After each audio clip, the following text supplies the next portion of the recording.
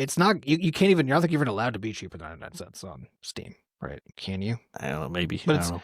it's basically as cheap as it is possible to get. And then Somebody made a post in the Xbox subreddit or somewhere, and they were like, "Oh, Xbox Levelhead is on sale for 99 cents.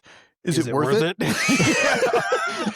I'm like, I mean, If you gotta ask, yeah. this is what I would do for you, man. Hey everybody, welcome to episode 541 of Coffee with Butterscotch, the game dev comedy podcast of Butterscotch Shenanigans. I'm Seth, and I'm the games programmer. I'm Adam, the miscellaneous programmer. I'm saying, I'm there. This is a show where we talk about life, business, and working in the games industry. Today's October 2nd, 2020 vibes. Before we get started, we have a warning. There's going to be profanity in this show. We'd also like to thank our recurring supporters over at moneygrab.bscotch.net. Thank you so much for monthly donations to help keep the podcast going. All right, so we're about to go into a podathon, a podcast marathon, because we're going to record 3 episodes back to back. We got to stock them up because something's about to happen. Sam, would you like to talk about it? Well, we gotta rewind. We gotta go back in time to when I was Hell yeah. perfect. So when I was 2, and we were at our grandparents' house playing as one does in Iowa, where as apparently people say there's nothing to do. So we were doing what Iowan kids do, which is throwing a flower on the ground and then diving for it and fighting each other. Yeah. So Adam Classic was Iowa pastime. a classic children's game. So Adam was the Call it referee. flower tackle. Yeah, he threw the flower for flower tackle. He says, go. Seth and I dive in to get it. Seth gets it first. I'm 2, I'm not, he's old. He's like 5. So, I'm standing over him like a dummy, and he swings his head up like, yes, and cracks me in the nose. And this caused a bit of a problem, as you might imagine, which is that my nose broke a lot. Parents took me to the doctor, and they were like, do we need to do anything about this? The doctor was like, well, Also an Iowan doctor, right? So that's right.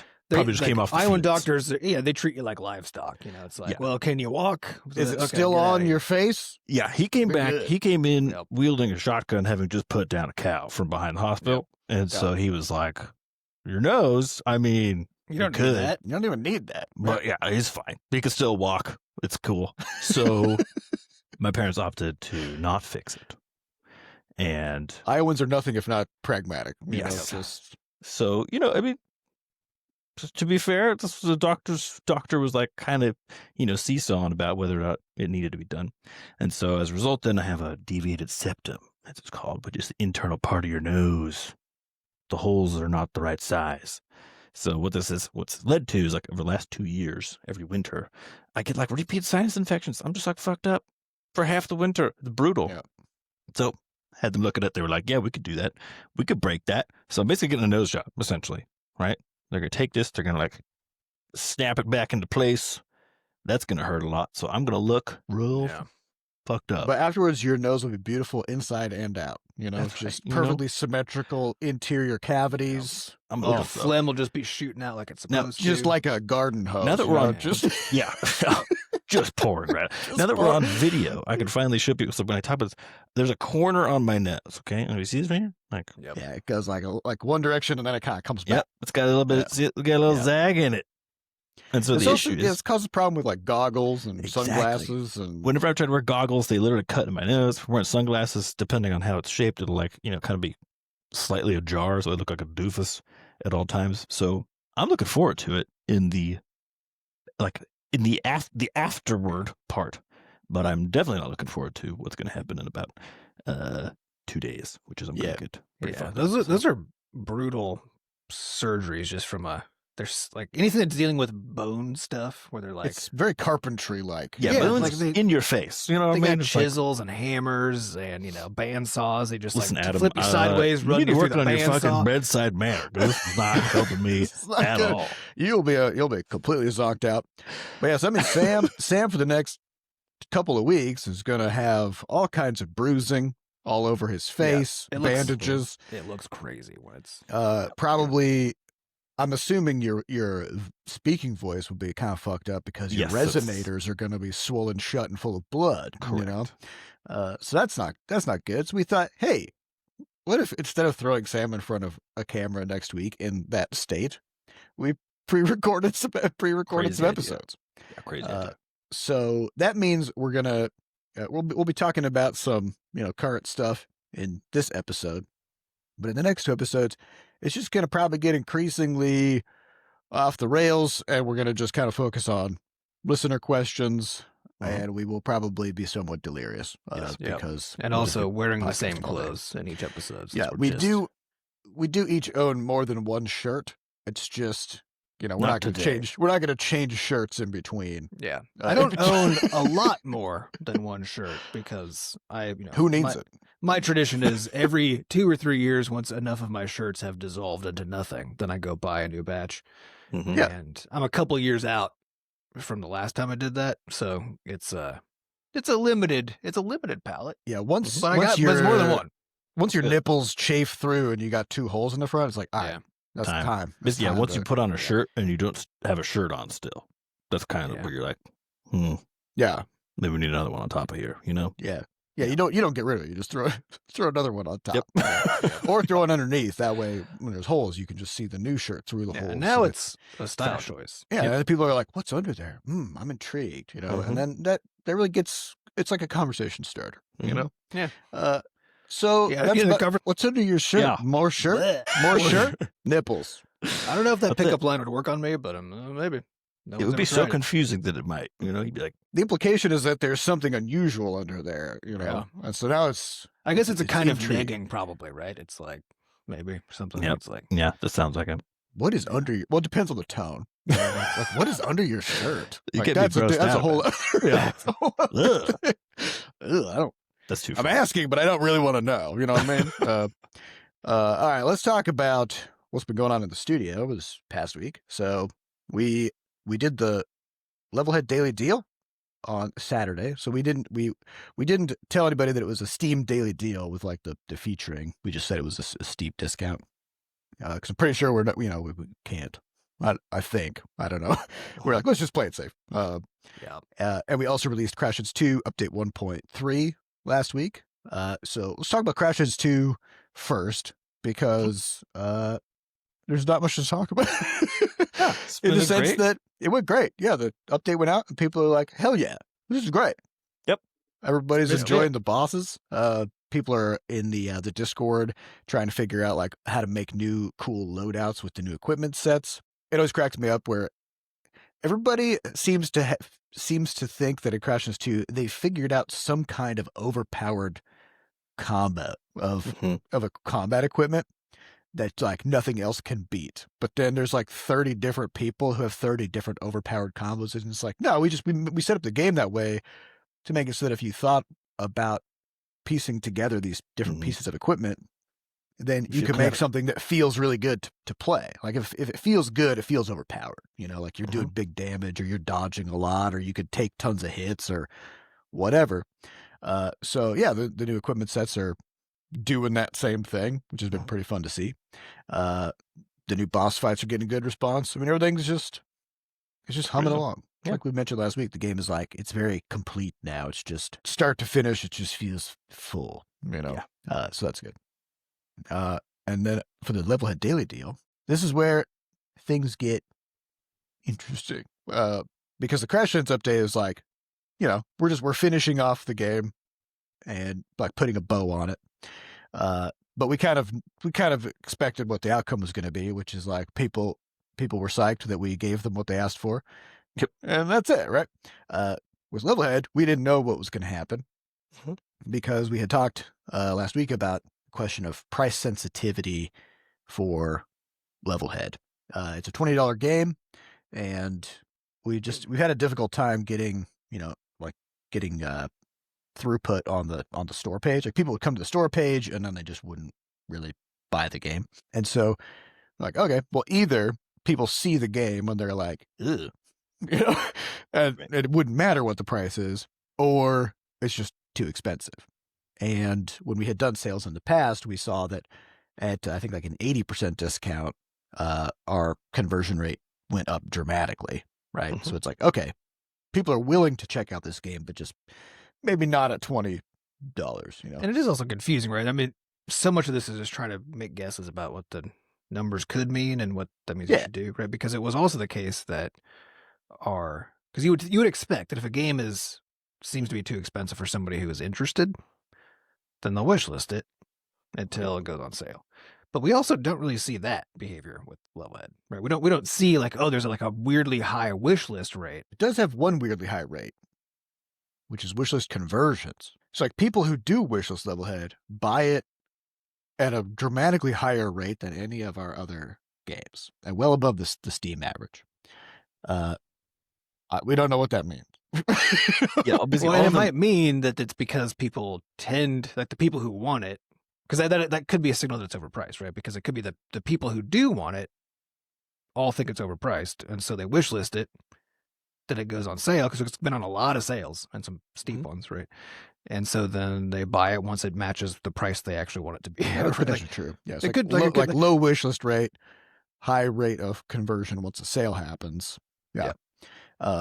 So with the daily but the deal, problem with all these is you interpret them either way, because there's so much we don't know why. We don't know why players are doing it. You can't ask every single person who doesn't buy your game.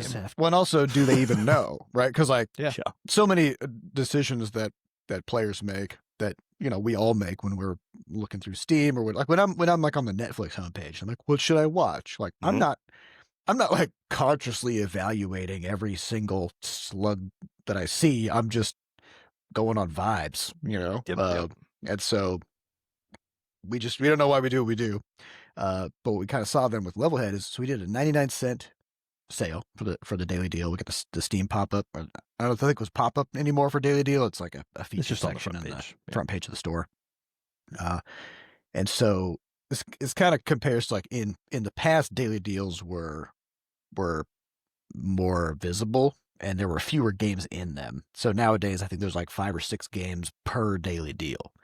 And it used to be just a game on the daily deal. And we talked about this in the past a lot too. Is like every kind of like huge featuring opportunity has become diluted over the years. So it used to be back when we first started, we launched Crashlands 1 with a Steam pop-up where there were not that many games coming out, and we could just have this huge feature treatment, right? And at the same time, we launched onto iOS, and we got front page featuring on the App Store for a week, which is just wild, right? On the whole App Store, like, because that was the whole App Store. Yeah, this was when it was iTunes, so it was like if you wanted to get music, apps, games, whatever, you just opened iTunes, and Crashlands was on just the front page of iTunes. Well, you'd still open the App Store, like on your phone or whatever, right? But it was like they share a lot of the media stuff, which would cross into other feature spots. And the biggest ones we were front page for iPad in particular, which was like the highest selling for premium titles in particular is like iPad. Yeah, for a full week. Right. And then back in 2017 or 18, I think, something like that, the App Store stopped doing that. Now they did daily features at that point. And so people we talked to who'd been relatively successful in the mobile industry had suddenly found, like, overnight their whole strategy of being like, make games that are really polished so that we know they can get featuring and all this kind of stuff. All of a sudden that wasn't enough anymore, because people were making a seventh as much as they used to, right? Because everybody was because like the App Store has no discoverability. So we were so dependent on, and we've seen this with Google Play is the weird exception because they never really had featuring, and so it's always been algorithmic and weird and constantly changing. But everybody else had like these core ways of showing games that they were hard to get, definitely. But if you got them, then you could guarantee a pretty huge amount of visibility, right? And it's just all diluted today. Yeah, and there's also a time, I can't remember when exactly this happened, but where suddenly Apple sends out messages to developers and like, by the way, if you want people to see your game, pay for Apple search ads. Yes. Yep. And they're like, when they added search ads. Yeah, and they're like, we recommend buying search ads for your own game's name. So like, if we, as a defense, because they would allow somebody else to buy Crashlands as a search term to advertise their game. This happens on Google too. It's like, if you look up a company, like if I look up, I don't know, Todoist or something on Google, the top result probably isn't Todoist. It's some other company. Some other company that bought that search term so that now I don't get what I searched for, which is a horrible experience. But yeah, like the discoverability is bad. There's a way there where that makes a kind of sense. Like I don't like it, but it makes a kind of sense with an application whose job is to help you solve a problem in a particular way, right? Yeah. Because there might be some other application that actually would solve it better. So right, but that's not what I searched for. You know what I mean? It's not what you search for. Yeah, but it is fair to ask, like, when you're searching for that, is it because you're like trying to get to the website, or is it because you're trying to find things like that, right? I think where it falls up. So like, I agree. It doesn't like fully make sense, but there's a kind of sense. I mean, clearly it works. People are poaching each other's customers, right? So like, so it works. With games though, right? Games aren't stranger. They don't. It's not like, hey, I've got a problem to go solve it. Games are they're entertainment medium, right? They're like, you're looking for if you're searching for a game, then you're looking for that game. That's the only thing you're doing, right? And yeah, it would be cool to see stuff like that, and that's true. Like it is helpful to be like, oh, here's some other stuff like that, right? But that's not really what adds surface, right? If they did, then you could kind of make a case that there's actually a useful thing for the user experience there. Mostly it's when a store hasn't invested in its infrastructure to make discoverability more possible, but instead invests in advertising infrastructure to make you pay for discoverability on like a weird per combative basis, basically. Then it's which is the other, and that's the other that's the really whole. the dirty part. We had a long discussion, I think, in the last episode about, or 2 episodes ago, about store fees and how aggravating they are. But this is the one that actually makes me enraged, because the idea that you take 30% of our money to make a storefront that doesn't surface our games to people, and then say, hey, you can pay us even more money to solve this problem we could afford to fix but are choosing not to, so that we can. It's a pain point thing, just like mobile games, and right. They give us this pain point of like, oh, look, our store isn't very good though, so if you want people to see your game, you're gonna have to give us even more money. It's a nice game you got there. It'd be a shame if nobody saw it. The long and the short of it with the daily deal stuff has been that I guess everyone's moved to this idea of like more targeted, right? As opposed to, I mean, you mentioned, like you said, like diluted, right? I think Steam's approach has been trying to be more targeted with it. Yeah. Right. You can kind of one way or the other. It's kind of what it is. But it depends on the kind of featuring, because like a daily deal is not targeted, right? It's like supposed to be. It's just, hey, here's the. Yeah. And like a major feature is just like, hey, here's a thing that we think has broad enough appeal, we're going to show it to everybody. So it's a two-parter. So I agree. Steam has gone all in on targeted efforts to resurface games all the time, and they've reduced their efforts and visibility on the massive kind of broadcast. Broadcast. Kind of because those just inherently have a bad conversion. Because the fact is, like, for how many people saw Crashlands, conversion had to be terrible. We don't know what it was. If everybody who used the App Store for a whole week saw Crashlands, and we didn't make $1 billion. You always see this with, even when the game goes on sale, like so the autumn sale is happening right now on Steam. Even when it goes on sale, because it ends up getting shown in many more ways, like on something like Steam, you always see a reduction in click-through rate, right? And it's not like a real reduction in click-through rate. It's just that your impressions are going way up. So way more people are seeing it by default. More people who probably don't really need to see it because they don't care about it. Yeah, well, because in the absence of a surfacing mechanism, the only people who are seeing it are people looking for it, right? Or seeing it in context where for some reason it's particularly relevant. But the moment it starts being surfaced just more generally, it makes things look bad, because you're like, why are all my rates going down? Why, but it's just a matter of things moving from a targeted to an untargeted space. Yeah, but in the case of Levelhead, so what's interesting going into the daily deal with Levelhead, we've done these before with like Crashlands, right? And so we do have our own internal comparisons. We also know rough benchmarks that Steam wants to see from these in terms of payoff, right? Because there are a limited number of slots, so they don't offer them to everybody. They are a thing you need to make sure you like earn, And so what's been interesting, Levelhead was a hard pitch for us to make. The pitch was basically, hey, we know this hasn't sold super well, but can we sell it for like $1 and see if that works? One shot. Given that how stupidly high the reviews are. And we have sold copies. It's not like it's like made no money. It's made a considerable amount of money. It's just not what you normally expect for something to get a daily deal.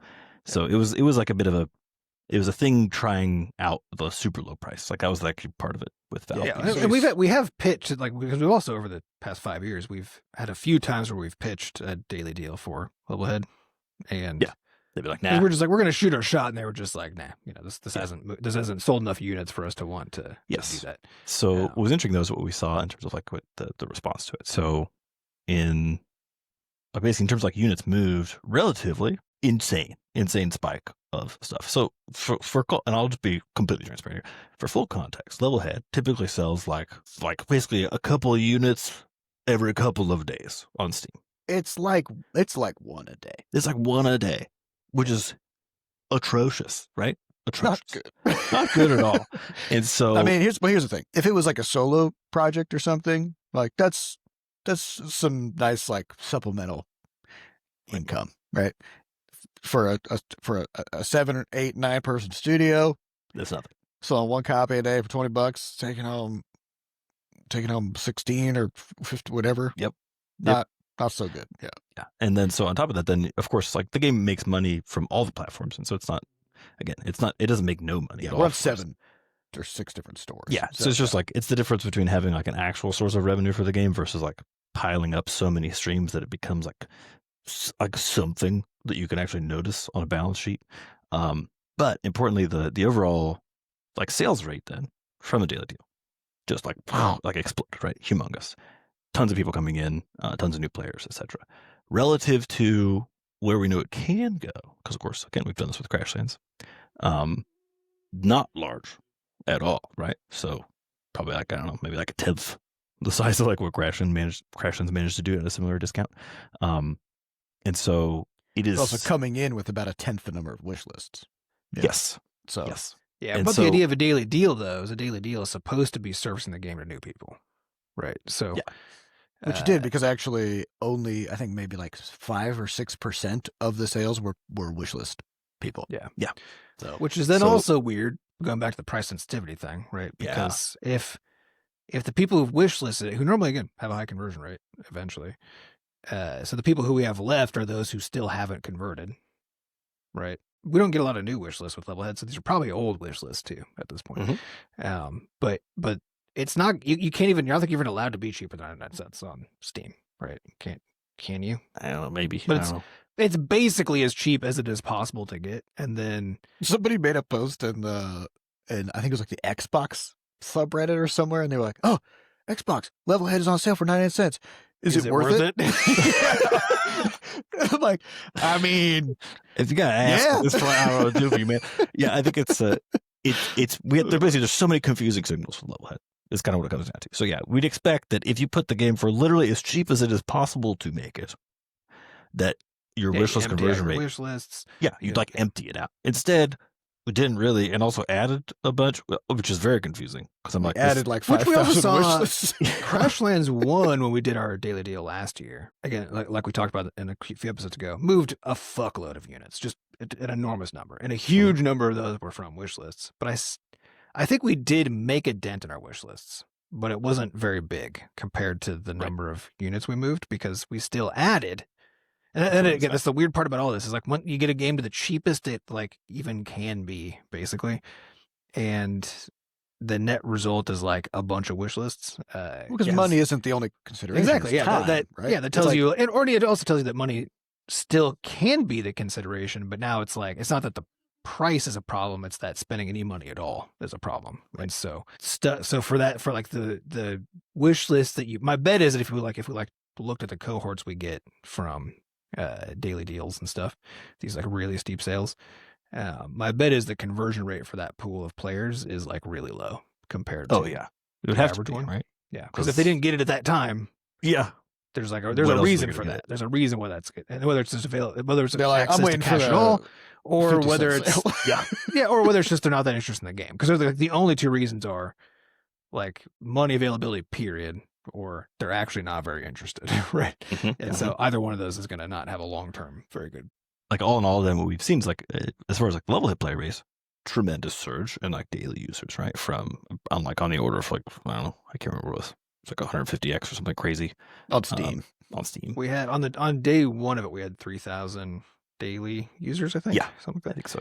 Yeah. Which is also funny too, because this idea, all these, you got to be so careful how you interpret these stats, and it's really annoying which stats are shown to people, right? Because if you go to like SteamDB or Steam itself, and you're looking at concurrent players, right, then you'll look at Levelhead and be like, oh, there's like 10 concurrent players, something, right? Mhm. But that's in a 15-minute or whatever window their concurrency is being measured in, right? So, Yeah, there might be that 1,000 means- people playing over the course of the day. or in It's that just- case, 3,000, right? And so So, because what matters in a game, like if you're playing a real-time multiplayer game, yeah, you need a lot of people matters. active at any given moment. If you're playing an asynchronous community game where a level made 5 years ago is just as good to you an experience as a level made today, right, or whatever, you It just doesn't like matter. it doesn't matter because if you can get if we you did have like simulate 100 people this. a day, you've got enough for you to basically keep the game going. If you remember before launch, we simulated with Levelhead. We're like, okay, if this thing just like doesn't do anything, yeah, how many players does it designed need for it. to function still? And it's like 12. It needs 12 it needs people to very few. participate in the market department, I think, for it to still work. I'm not going to Just give it a fine. day. Which is, we've always been far above that. And that's like across, again, because it's all across all platforms. So it's never been, we've never been at risk of that. But it's been really nice seeing then, of course, like this injection of energy and stuff into the Levelhead community. I don't think we'll have an opportunity like this again, probably from Steam, because again, it's not going to, well enough. The raw numbers, the absolute numbers for Steam are not going to be high enough to do this again in terms of that level of featuring. But probably we're going to try, once it's allowed, to reduce the price from its current $20 mark down to like $5, like the actual price, and just see on all platforms, probably. On all platforms, like, because I think on mobile it's like $7 or something. Like that. Maybe and just see if that mobile or something. Yeah, see if that generates like a more like day-to-day sales. So there's more. I'd rather have 10 copies sold a day. I make the same amount of money than one copy, just because like that's just 10 more players making levels and playing levels every day, right? But that is back to that elasticity thing, right? That is assuming that the issue with selling the game is price, at least to some extent. Well, this comes to another point though, which is regional pricing. Yeah. Because before the daily deal, the majority of the Levelhead players were in the U.S. Now, 60% of people who bought the game since then, because it's been on 99-cent sale, not just on that Saturday, but it's still on 99 cents, and it will. So the daily deal is basically like you start a sale during the daily deal window, which is 24 hours, I think. That's 48. You're like featured basically for 2 days. Yeah, so you just kind of rotate through that carousel while you're featured, and then you're still on sale afterwards, but you're no longer being featured. Right. And even though we're out of the featuring, we're still moving actually a lot of units. So it works. To clarify, it's, I think in the first 2 days you are on the front page of like the daily deal section, and then for that, as the days go on, new games come in and basically bump you into the deeper part of the carousel, but you're still like featured right in that section. And then after the sale is completely done, after the full week, I think then that's when you actually, maybe of course you fall out of the carousel. So you basically have featuring the whole time. It's the difference between like front page and like it's that power having to click a button. There's going to be a point where like you go below the fold or whatever, then suddenly the numbers fall. But yeah, compared to like the 1 unit a day from before, like we're moving a lot of units by comparison. But a majority of them are in China, 60%. Which we also saw the same effect with Crashlands when we did our steep discount for Crashlands. It was even stronger, I think, in that case. It was like 70% China. So there's this interesting thing, which is like there's a lot of players in China, but because of the difference in purchasing power and currency strength and stuff like that, then like a $20 game, in terms of like how that converts into hours of labor or whatever in the U.S. is probably like 5-10 times more expensive in China, even if you just convert it over into like currency wise. Well, we do have regional pricing, right? So there's so on Steam, so Steam has recommended regional pricing, right? And for China currently, it's something like it comes out to like 40% of a direct conversion of dollars to yuan. So something like that, right? So there's already a significant discount to try to like adjust for that. Yeah, but still those. Yeah, well, but it also depends on like regional appreciation for like the cost of video games in the first place, and that kind of stuff, right? Because also the Chinese player base is kind of like brought up on mobile in particular, where everything is free. So they're also as a group, really like, looking for they're more deals. they're really looking for it's just a more price sensitive population in the first place on top of the sort of regional difference. And so we have seen this historically, that when the price gets low enough, all of a sudden it's like just Chinese players buying the game, basically, right? Yeah. Importantly, what that means is like if you go on a super steep discount and you don't have Chinese language support in your game, you're going to Oh, see yeah. actually a dramatically reduced effect because during the daily deal, 9% of our buyers are in the U.S. Yeah, if we didn't have Chinese language support, it'd be Yeah. it'd be brutal, you know. We're only 9, so I guess what is it? Probably like U.S. is the number 2 country purchasing the game Okay. during the daily deal at 9%. China is the number 1 country at 60%. there's still it's a like- lot left. Is it like It's going to Brazil? be just sliced up. Yeah. Is Brazil Yeah. up there probably? Yeah, because there are a few like really price sensitive but very populous countries that play a lot of games on Steam, right? And it's like Brazil's one of them. China's the big one, but Brazil's also relatively Mhm. big. But they're a handful. So yeah, once you move into those new pricing categories, you actually fully change the demographics of who's buying the game, right? Mhm. Yeah, as long as you can, like as long as you have those languages, right? Yeah, so that's been pretty interesting to see. What that does kind of mean is like there's probably going to be a lot of levels showing up in the marketing department and in the tower yeah. with Chinese titles, which is Yep. cool. That's something that we were trying to figure out. Like, can we do some kind of like automatic translation of level names or something through like because we have the name combobulator in Levelhead where you assemble the name of the level. But then, of course, because of grammar rules and other stuff, Also, then, it's just like, cool. It's just not how It's translation actually, works. it's actually yeah, just you, cool. you to can't see. just like swap the words out Yeah, one yeah. by one and make it work. Yeah. So like there's a bunch of levels that I've played over the past couple of weeks. I don't know what the hell they're called. Some of them are in Korean, or whatever. It's just like- really cool. I love popping in Yeah. there and seeing just a bunch of different languages in the Yeah. and across all the levels and stuff. It's Yeah. really neat. So yeah, I mean the Levelhead Daily Deal has been interesting. I mean, to me, it just kind of shows that the game is extremely price sensitive. It's hard to tell to what degree because of the combination of the featuring being Yes. involved. Yeah, because that's that big thing, right? Because the thing you don't know is what if we got a daily deal but only had to do it for half off, so it was $10, which is still a cheap game, right? Mhm. Nothing like a 99-cent game, right? But also given how much like the sales are basically all in China, right? Then Yeah. that probably wouldn't have been very effective. Yeah. Like at all. But also the fact that it was 99 cents and then still moved a tiny number of units outside of China, basically, right? Mhm. Means that I mean, even in if China. we I mean, and like even in China, yeah, but the sure, reality is yeah. again, the absolute reality is very The absolute numbers are so- not very yeah, big. yeah. So all this basically is a question of like, is price had anything to do with it, right? Or is it just something about this game? It's probably a just- niche. It's gonna be a combo of price sensitivity and then a particular niche title, I think. And so we got one lever left on it. Yeah, So it's the next try changing experiment to permanent do. price and see. Well, and that is the I'll quote unquote advantage of having a game that's not selling very well is that we're not dependent on it. It's not. You can fuck around in all kinds of we can do ways. experiments. Yeah. So we're Can gonna only go fuck up. around and find out. I think is what. Yeah, in a good way. But in a positive. That Yeah. just Well, means and we doing are- experiments, right? Yeah. So, Yeah, I don't It's think we can't scientific method, right? Yeah. Fucking around and finding out. fuck around. And find out. So- See what we get. Just All right, well, throwing let's- things around. Let's try to answer a question. So we're going to abbreviate these episodes a little bit because we got to do 3 of them in one day. So but I think we got time for a Yeah, question. I'll go. Highest upvoted question from podcast.pscotch.net comes from Jumpy Lumpa Leapulo. Jumping Who up and says- go. I like this question. He says, ghosting. Generally, good or bad, or it depends. Have you ever done it, and would you do it again? What are your thoughts on ghosting in the world of business, like recruiters ghosting prospects, new hires ghosting employers, etc.? Oh, Is yeah, that happening categories. anywhere in the world of game dev? If so, can you elaborate? Ghosting is for cowards. It's simple. We don't start a conversation with someone and then just like not respond as a way of wrapping it up. Yeah. I think it depends. Yeah, the nuance of like what the scenario is matters a lot. But yeah, but that one of like, hey, we're starting I mean- a thing and then we evaporate is not Yeah. something that we do, Yes. or at least not on Do- purpose. I would Do actually we get ghosted?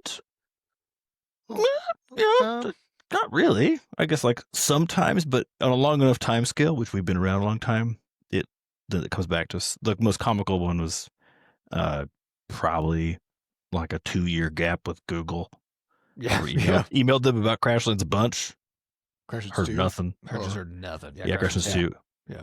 And then like the month before launch, finally the guy responded. Well, or and emailed back. we had a conversation with them way back then, right? Yeah. Because there's a difference between being ghosted and being ignored, right? Yes. Like if you never had started an interaction with somebody, they're just it's just ignoring you. Yeah, which does suck, but like that. And for you know. business stuff, like, yeah, because again, that's the nuance, right? Is it's not good because like there are, if we don't stay on top of everybody that we're trying to do work with, whether it's even somebody we're paying to do work, right? If we don't stay really on top of it, it just kind of fucking goes away. It just evaporates. It just Everybody's disappears. busy. Right? Yeah, and it's basically because this is like things falling through cracks, which is not this because ghosting isn't. I'm gonna just say like definitionally, let's just say ghosting is intentional, right? Because otherwise, it's the intentional fading away from a conversation in order to be done with it, right? Intentionally not wrapping one up because you actually want to be done with it, but you're not doing the part of wrapping it up, right? I don't know if that's true. Like, to me, ghosting is a product of kind of like the lack of empathy that comes from high volume interactions, which are very common today. So like you always hear about people ghosting on like Tinder or whatever, right? Mm-hmm. Which is like people are swiping 1,000 fucking times and then they're trying to open up conversations with 40 different people to try to, I don't know if you guys have seen people like put out graphs where they're like, here's my Tinder journey of like how many swipes I had, how many matches I had, how many dates I had.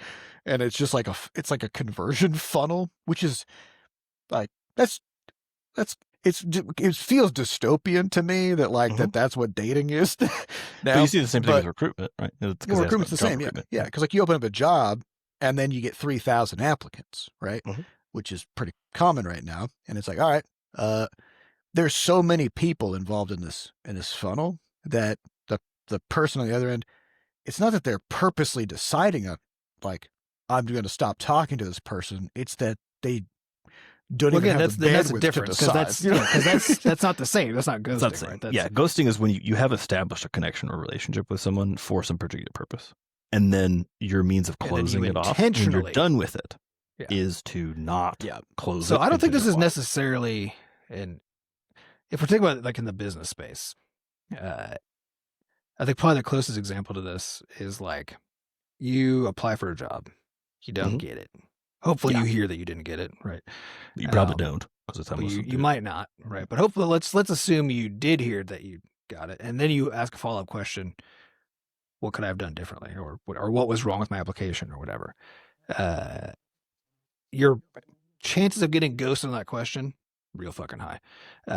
And I think a similar deal to people who and like searching for relationships, right? Well, like once something isn't working, opt for the ghosting pattern, right? And the rationale for a lot of people, because there's two reasons you could do it. One is because it is hard. It's hard to tell somebody about rejection and the whole thing, right?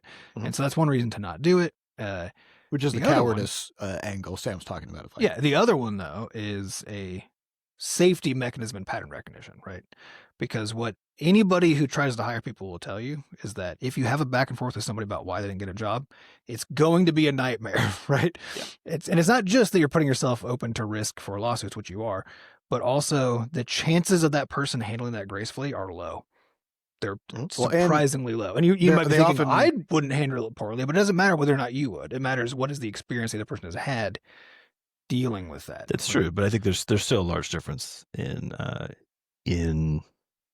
like what constitutes what ghosting is, which is not it's not the case where like someone in that case there's a legal reason why people don't want to answer that question, and whether or not they say so or not, or you should know better to even ask, right, in certain contexts, is one thing. But the ghosting I think largely people are talking about is basically recruiters in the case of being like, going back and forth with someone, getting all their information, establishing whatever, and then just never following up on anything with them. It's more so like that category where it's like it's early stage relationship stuff that then has no closure point whatsoever as far as like what the fuck is even going on. Because it's one thing to be like, someone told me I was rejected from a job, right?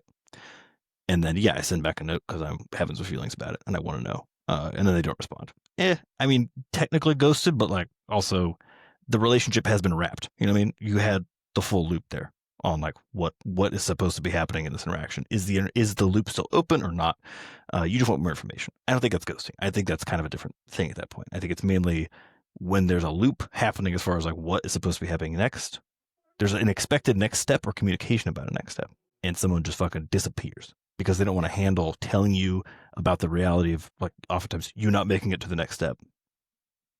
I think it's only cowardice, to be honest with you, because I, it's like I think Yeah. there's an exception. So I'll say, like, for me personally, I always make myself do the hard thing, and because of what my life shape is, like, I don't have to deal with this all the time. So it's easy for me to say, like, yeah, I wouldn't do it, but I don't need to, most of the time. Mhm. But in the cases where like I do, I like figure out how to, and I hate it, and I figure out how to make the effort. But there have been exceptions, and those exceptions are always intentional. And the only one I can even think of right now is there was an interaction I had with a person who, in the game dev scene, Mhm. who shortly into our discussion, which was a very like good, positive, animated discussion, I just started getting the worst vibe possible. Right, I'm not a vibes person. I don't usually base, but there was just something really off, and the Yeah, you're person like, just "Okay, get started out of to. here." They started to get like overly connected very quickly and very intensely, and in my brain, I was just like, "There's a place this is." Going, and I have to get away from this person, Mhm. it is, there are certain people and certain personality types that interactions can only cause more things to go wrong, right? And 100%. like that's the signal I was getting from this person. And so as soon as we wrapped up the conversation we were having, I left amicably, whatever. Fortunately, it was all virtual, But then I got like follow up emails, and I responded to the first few where I was just like, oh, busy, but and then I stopped. Just like completely stopped because I could see, I was like, there's nothing, the vibes were so rancid. I was like, if I do anything to imply like anything at all besides just kind of disappearing. It's And just gonna even keep that, I going. was like, Yeah. part of why I was so freaked out is I was like, I feel like there's a risk here that I have no move, because if I just disappear, there's a chance that becomes a problem. Right, right.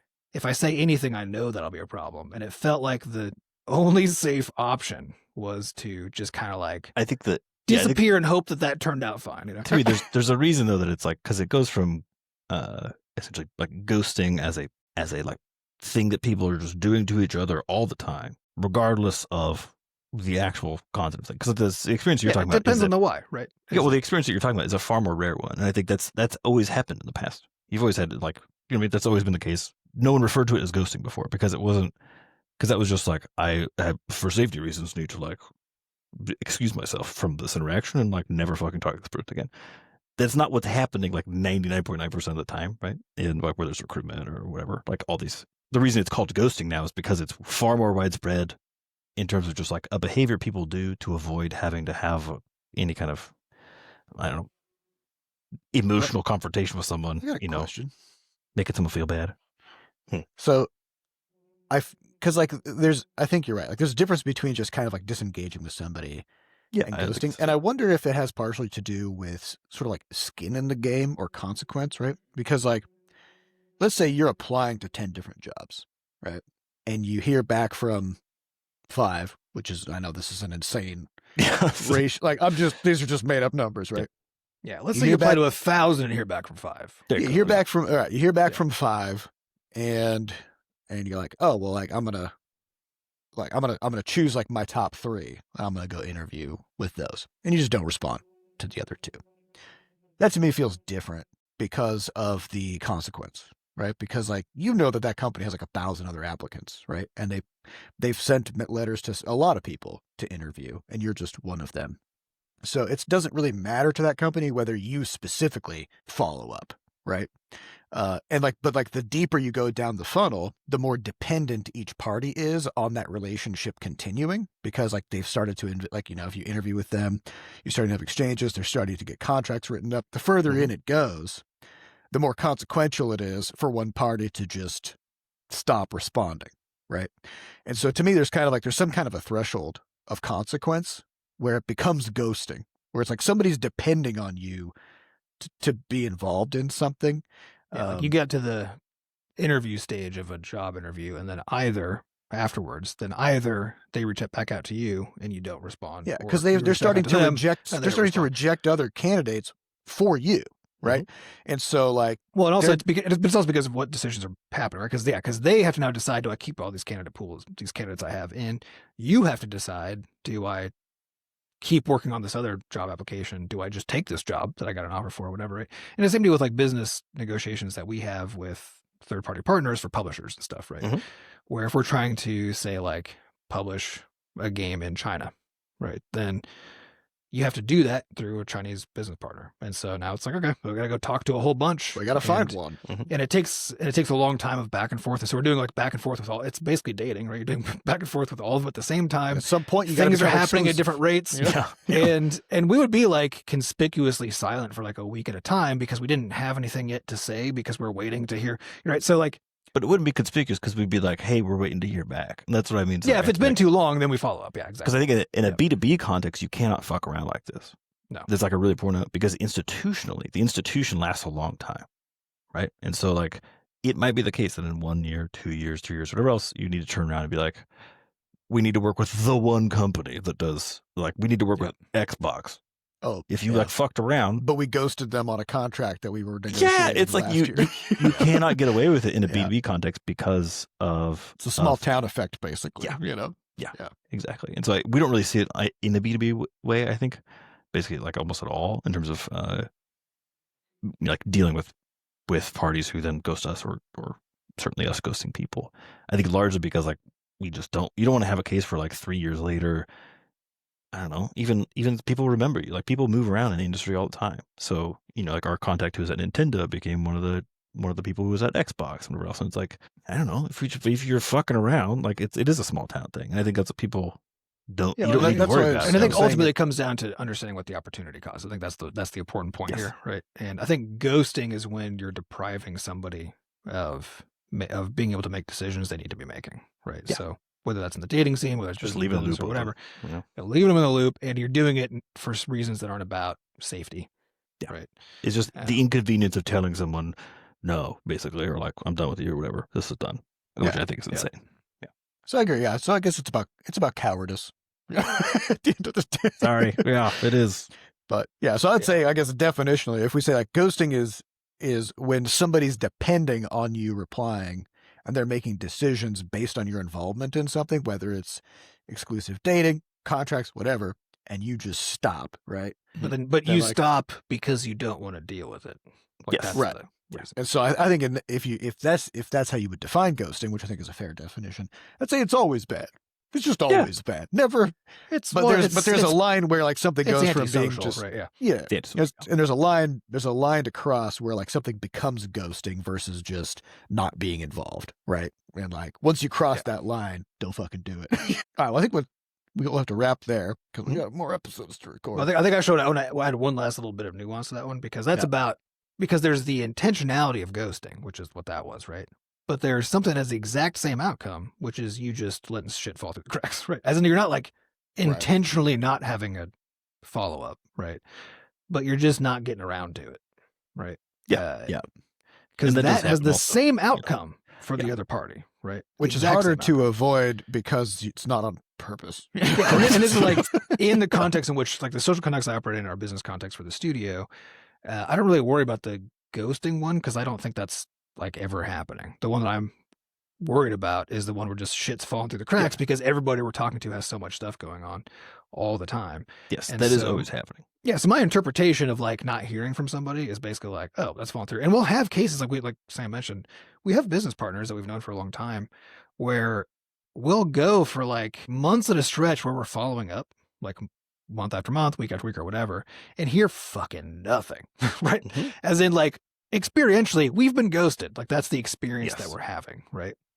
But we still just operate under the assumption that like It's not on purpose. that person's stuff is like disintegrated because no matter who we've worked with, no matter how big the company, no matter how seemingly capable the person, there are periods of time where they become Shit just hits the fan, incapable. you know? They become incapable of handling whatever is going on their side, and we don't know what that stuff is. And so Yeah, we don't practically really- speaking, like the outcomes of these two things are the same. And Mhm. yeah, my interpretation is always the non-malicious. the non-malicious. Yep. Yeah. All right, well, we'll have to wrap there. We'd like to thank our producers, Fat Bard and Sam Acosta, for putting the podcast together. Thanks to our community moderators who keep our Discord running. To get more involved in the Butterscotch community, just go to podcast.bscotch.net, where we have links to the Discord, a way for you to donate to support the podcast, and links to the archives. And if you haven't yet, head on over to Steam, Google Play, and the App Store.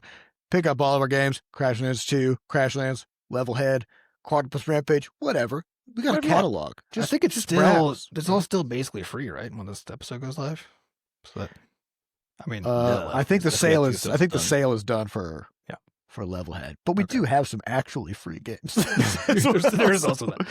Yeah, check them out, and if you haven't yet, give them a review on those different stores. It helps us out a lot, and we appreciate it. And of course, like and subscribe this video on YouTube. It helps us a lot, and we're trying to grow the podcast, and we appreciate that as well. So thank you all for listening, and we'll see you next week. Goodbye. Bye.